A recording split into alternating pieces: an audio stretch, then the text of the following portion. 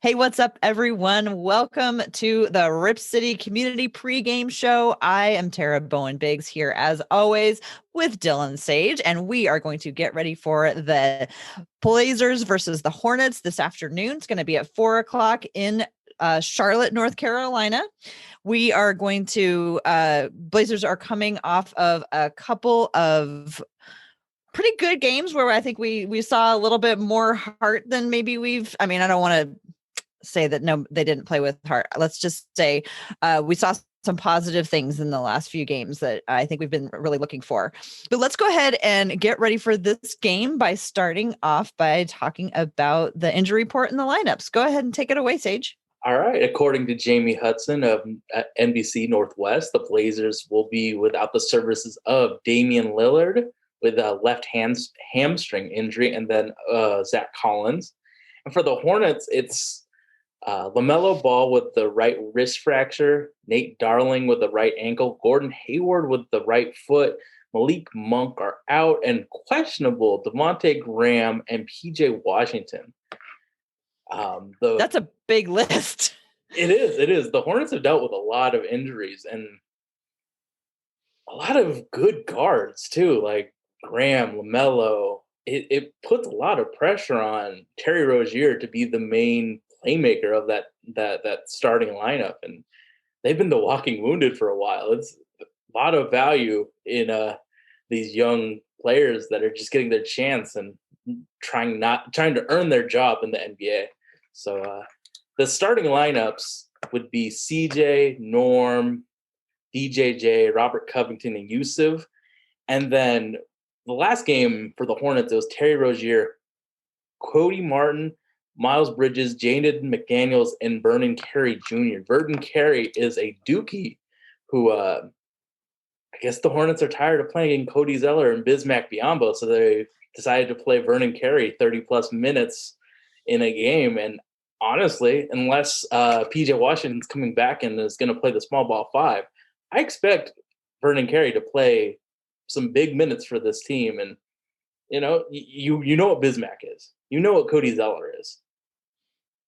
Might as well see what Vernon is. And I think that's what the Hornets are doing. I mean, they're competing for a playoff spot still, but, got to find someone to run that five for you. And I know Cody Zeller is a very good screen setter, so Devontae Graham really wants him to play, but you got to find someone to play that starting center for when LaMelo comes back in next year. Yeah, I'm bummed we don't get to see LaMelo again, but I'm glad that we did get to see him. Now, the first time these two teams met, the Blazers came away with the win, and I believe there was a jersey exchange between Melo and Melo. But we got to see, that young, talented guard play. But like you said, now they're leaning pretty heavily on Terry Rozier. So even though they have this really depleted roster, there's a reason he's called Scary Terry. He's averaging this year a career high 20.4 points. He's also getting 4.2 rebounds and 3.7 assists. So what do the Blazers do to get ready for Scary Terry? I mean, he really is the main playmaker for this team. So put DJJ on him, put Norman Powell on him to make his life difficult. But here's the deal with playmakers. They're gonna shoot. So he's gonna if he wants to shoot 40 times this game, what's Borrego gonna do? He's gonna let him shoot 40 times because there really isn't that option behind him that could take his minutes unless Devontae Graham somehow plays, which I don't think they will because I think he's legitimately hurt. So I think Scary Terry's gonna produce as much as he can, and it's up to us to score more than Scary Terry. I mean, Jaden McDaniels doesn't scare me. Scary Terry kind of does. This feels like a game where Scary Terry will just go off. You know how against the Blazers, there seems like it always feels like someone's having a career high. And this just seems like might be a good opportunity for him if they're paying attention to others. But speaking of others, so on Friday night against the Nets, Miles Bridges set a career high in points scored. He had 33. He also tied a career high in 3-pointers made. He was efficient and he's 73% from the field. So what do you like about Miles Bridges' game? His athleticism is tremendous. You see all of those dunks.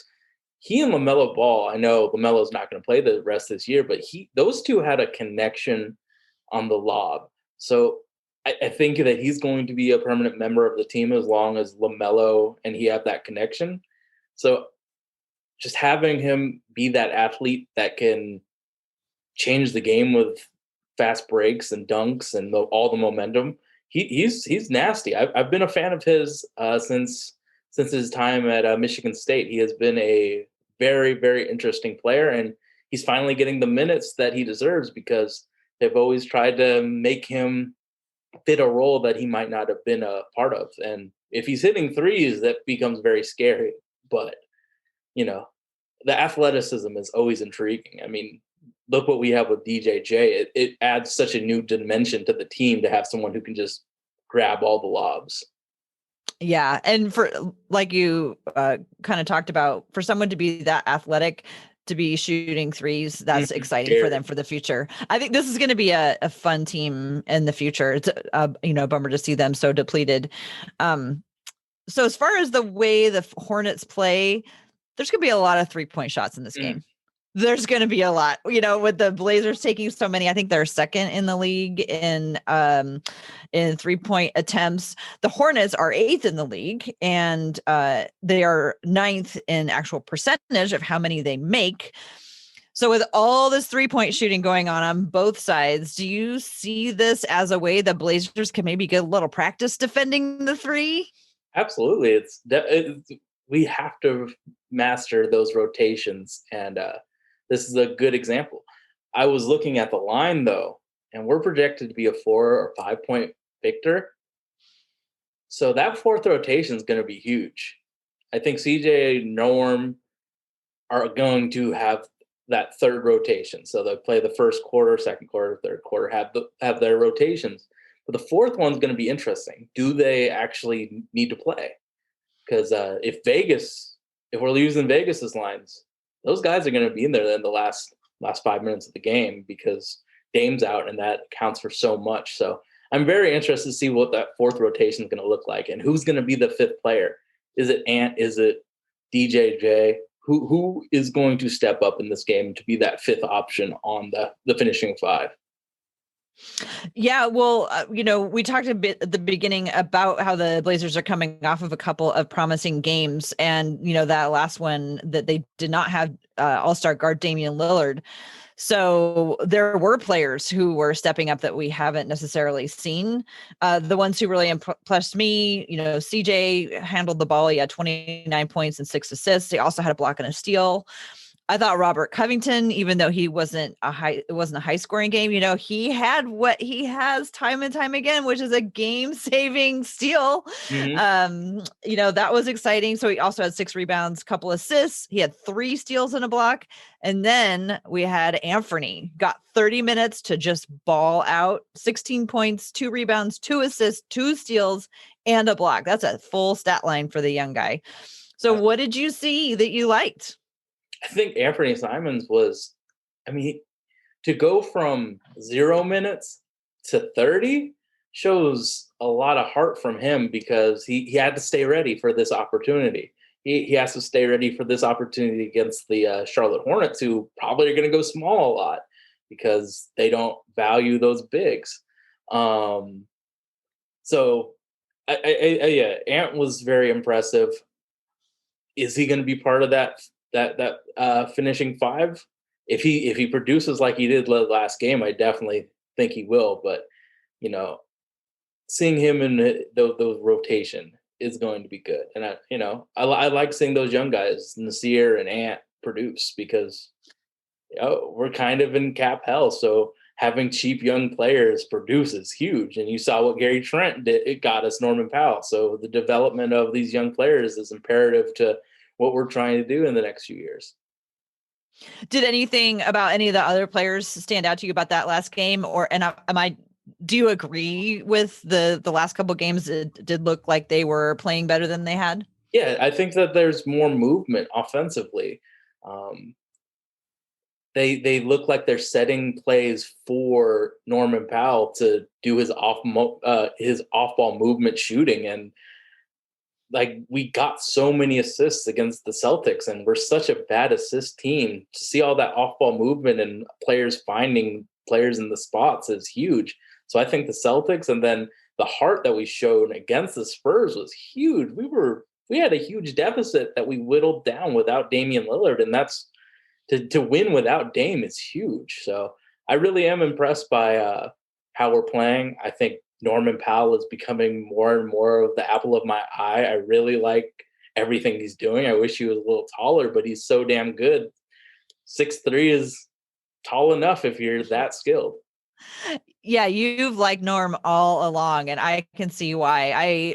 I've noticed the way he goes to the basket is just like I keep looking up and going, was that Dame? No, that was Norm. I mean, just the way that he does it, it reminds me of the way sometimes Damian attacks. And with Damian not having been attacking quite as much, maybe because of injuries, maybe just because of him trying other things, it's been nice to have that option of Norm attacking the rim like that. Um, let's see. In terms of like a trap game, does that concern you? Like, I'm not that concerned about this game because one thing the Blazers have done this year reliably is win games they should. Mm-hmm. Thank God. Right. And I feel like this is a game that they should, even though this team is clinging desperately to the 8th spot. They'd love to be able to claw their way back up to getting out of the playoff game, but they're going to do everything they can to win. I'm sure they're not somebody who's trying to, float to the bottom. How do the Blazers avoid a trap? I think with Dame out, these guys are going to step up because they don't have their MVP candidate to lean on. So everybody has to take that next step up in the rotation and play their game and contribute. So I'm not really worried about a trap game. Mm-hmm. I think that everyone's super valuable in this really condensed season, and this is very winnable. So I'm not worried about a trap game. I'm worried. We're gonna see CJ Ellerby, and my FanDuel lineups will become useless. Well, okay then. If that's the worst thing, then that's pretty good. I guess And Vegas I has it a 5-point game. CJ and Norm are gonna play if it's a 5-point game. Like, or it's a 5-point game because the bench plays the fourth quarter, and that would be worrying if we were up by 20, then it got to 5 with 5 minutes left. But, well, I mean, it could be a 10-point game and it ends in a 5-point game or whatever. But what was I going to say? Oh, I kind of think sometimes, like to your point about not having Dame, sometimes you just have to like concentrate a little bit harder when all your regular pieces aren't there. And I think that often benefits the Blazers. So I just got a notification from Fantasy Labs, and it doesn't really explain much, but PJ Washington and Devontae Graham are game time decisions, and that's better than questionable for the Hornets. So I'm going to take a little time to talk about Devontae Graham and his pick and roll game because it's really good. There are some guards that just have this incredible relationship with their screen centers. Think about Damon Nurk. They work together really well. Devontae Graham and Cody Zeller work in tandem so well as in that pick and roll. So if Devontae Graham actually plays, to see those two work is going to be a really big part of our defenses to stop that pick and roll, which will lead to open shots if we decide to collapse. And also, because we're talking about pick and roll, the Hornets are one of the weirdest teams in terms of pick and roll defense. They will clog the middle and let shooters shoot. They want to stop the pick and roll by any means necessary. And any means necessary is just we're clogging that paint. So if we can hit some threes and open up the perimeter, it's going to be huge for the Blazers. I'm really glad that I talked about Devontae Graham's pick and roll. I mean, you saw Lou Williams have his worst year in 4 or 5 because he didn't have Montrezl Harrell with that connection. So that pick and roll connection is huge. Cody Zeller has made Kemba's, Devontae's, LaMelo's life a lot easier with those bone jarring screens. Well, I'm really glad you brought that up, and it makes me wonder, what do you think this means for Yusuf Nurkic? Because we didn't really talk about him, but he's pretty critical both on the defense Mhm. and the offense in pick and roll. Absolutely, hugely.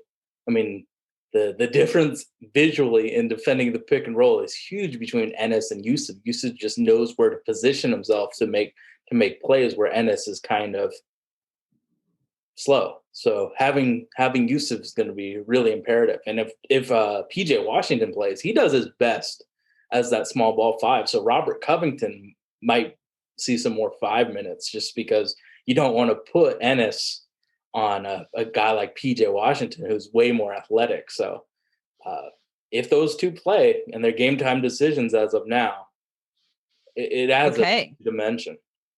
So watch for that clogging of the lane with the pick and roll. If Devonte Graham is playing, watch for a small ball center if Washington plays. Well, that Mhm. sounds good.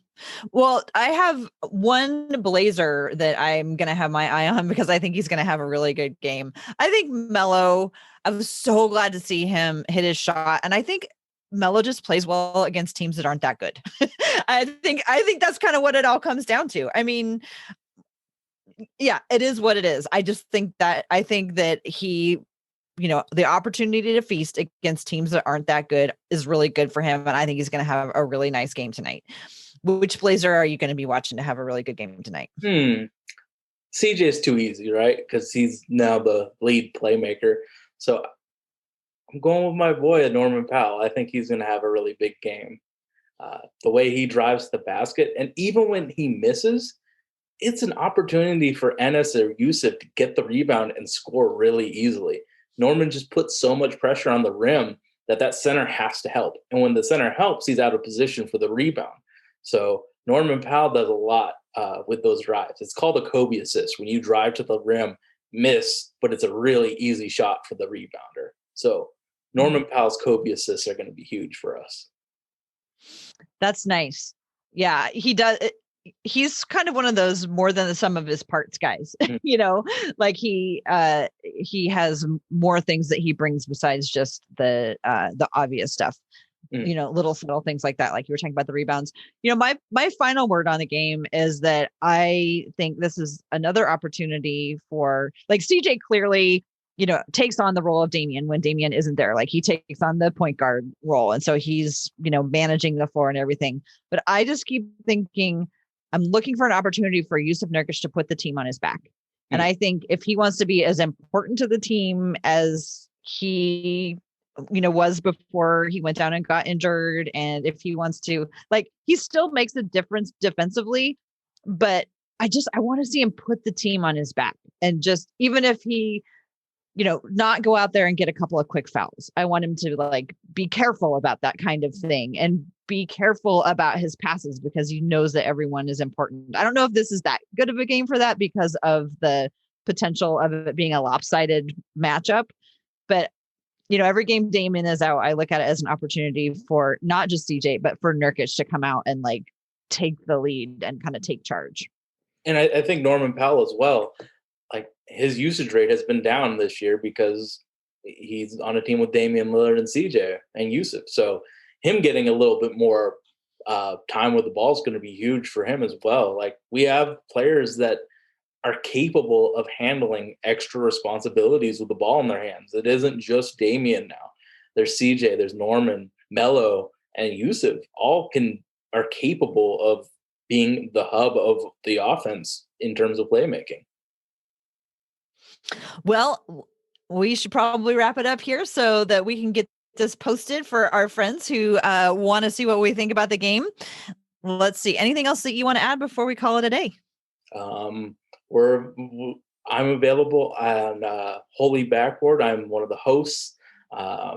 We're available on iTunes, Google Play, Stitcher, Himalaya Podcast. I also stream on Twitch, twitch.tv/The Sage. And thank you all for listening. And Tara, what do you have to promote? Let's see. You can find me on Twitter at TCB Biggs, and you can also find me on the We Have a Take podcast at We Have a Take on Twitter, and the Step Back Sisterhood, and we are at Step Back Sisters on Twitter. And someday I'm going to figure out the difference between all of these different platforms that you're on, like Twitch. Someday you're going to start talking about Locker Room and whatever that other one is. There's just so many of them out there. But right now I'm going to just stay on Twitter and now on YouTube with you. So thanks to everybody for tuning in.